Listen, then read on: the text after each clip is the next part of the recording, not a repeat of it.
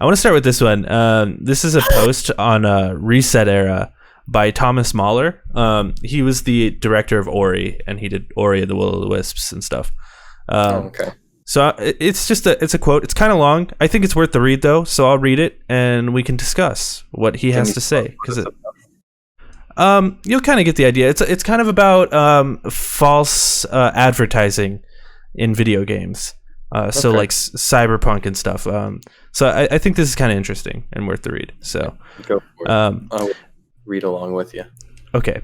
This is something that's been bothering me for a while. And this, once again, this is a quote from Thomas Mahler. Here we go. This is something that's been bothering me for a while, and I get kind of riled up about it every time I see it unfold. And every time it keeps happening, people keep falling for it. It all started with Molyneux. He was the master of, instead of telling you what my product is, let me just go wild with what I think it could be and get you all excited. And that was fine until you actually put your money down, and then the game was nothing like what Peter was hyping it up to be. He pulled this shit for a good decade or more, with journalists and gamers loving listening to Uncle Peter and the amazing things he's doing for the industry. It took him to release some pretty damn shoddy games for press and gamers to finally not listen to the lies anymore.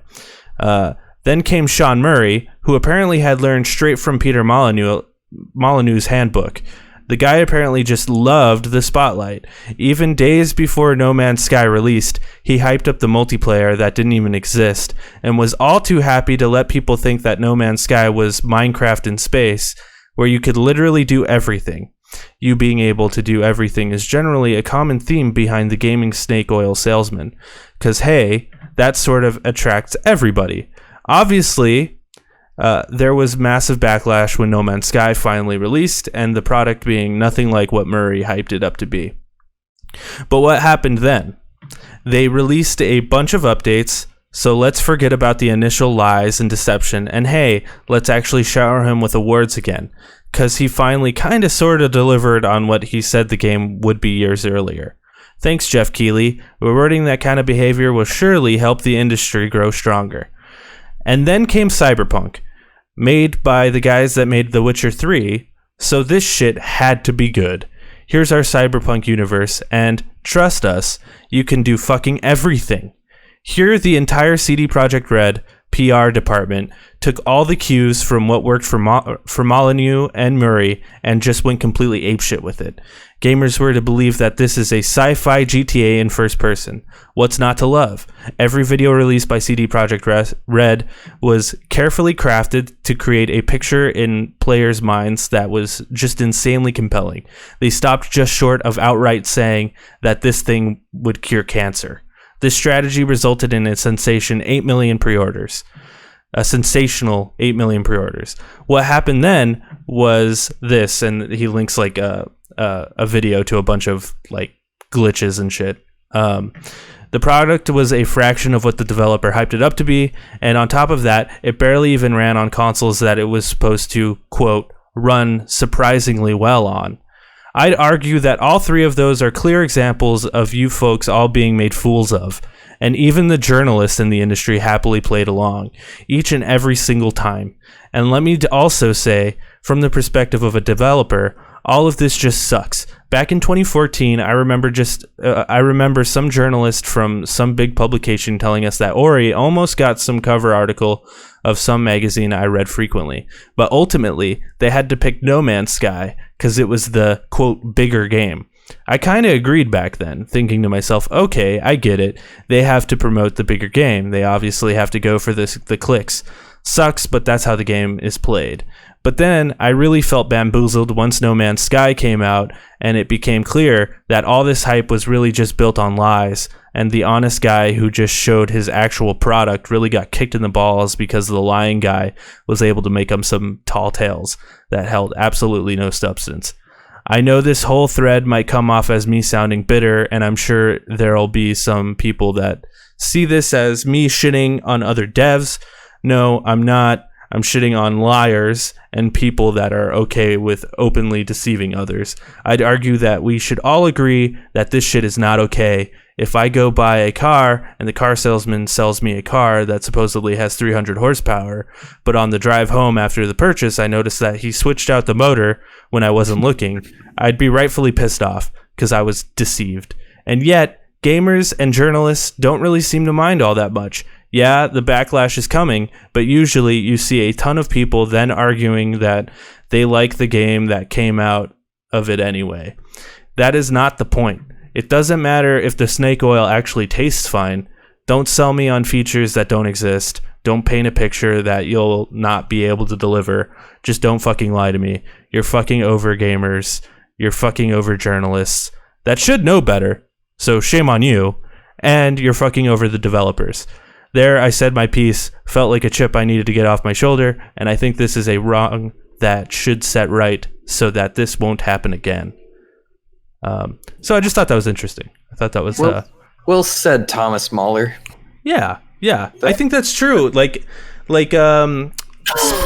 Specifically with like No Man's Sky, which was just totally like an indie game that some people were working on, got way the fuck overhyped, and Sean Murray, as much as people love him now, was totally the perpetrator of this. Everyone was like, well, it's Sony because they gave him all the money and they gave him the press.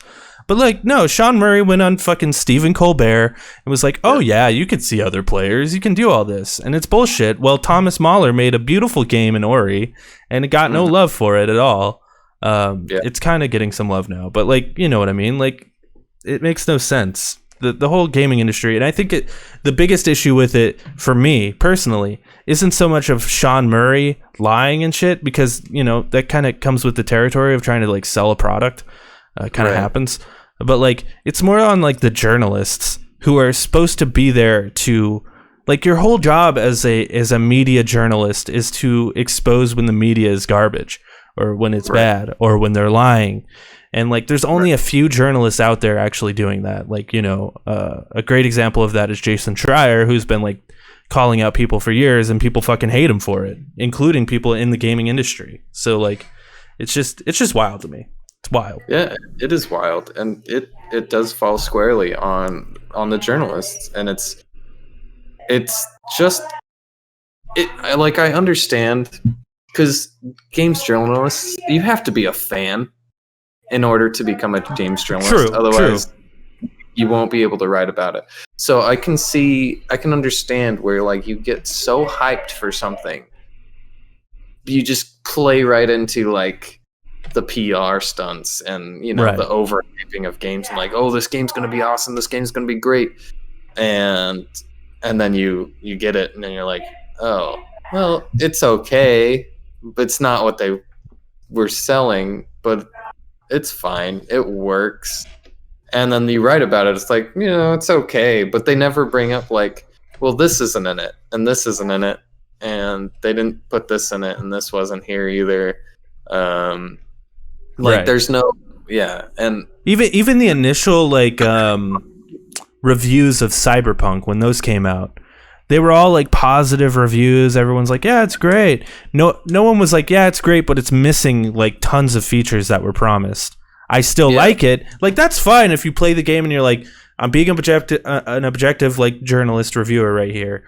Like, I like the game a lot, but it's missing a bunch of features, and if you were expecting these features, then don't buy this game.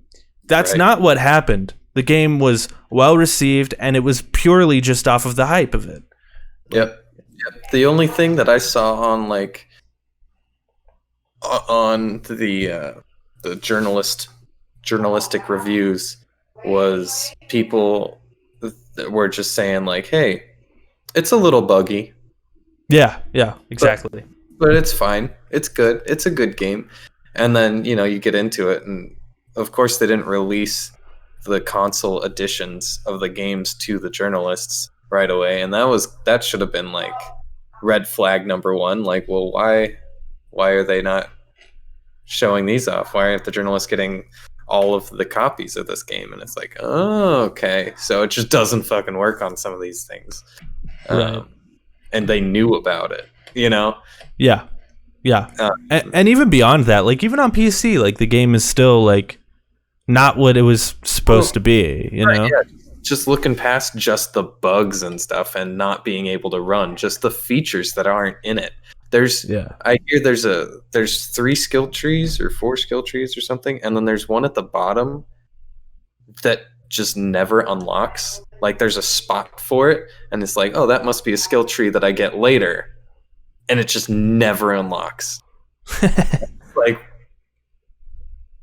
they just took something out. The whole like this thing that's on the menu, and it's like, oh, that's something that I'm gonna get. It just doesn't exist.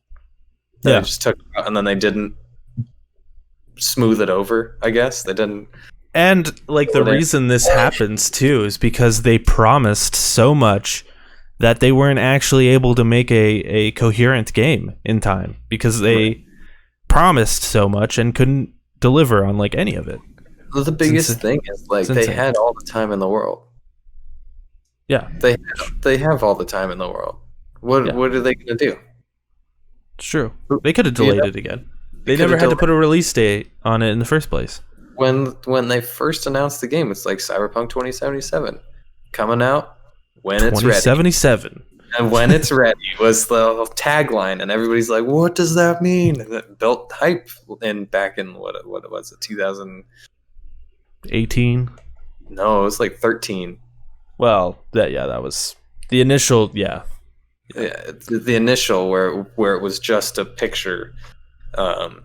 But they kept releasing those things where it was like, you know, the yellow page. We all know it well now. The yellow page with the writing, hey, give us time. It'll come when it's done. Yeah. And then, then it didn't come when it was done. It came before it was done. Way before it was done. It was like half-baked. Yeah. I don't know. I don't the only thing I like that is half-baked is cookie dough. Anyway. Brownie mix. Yeah, brownie mix too. Yeah. I like that molten center. It's good.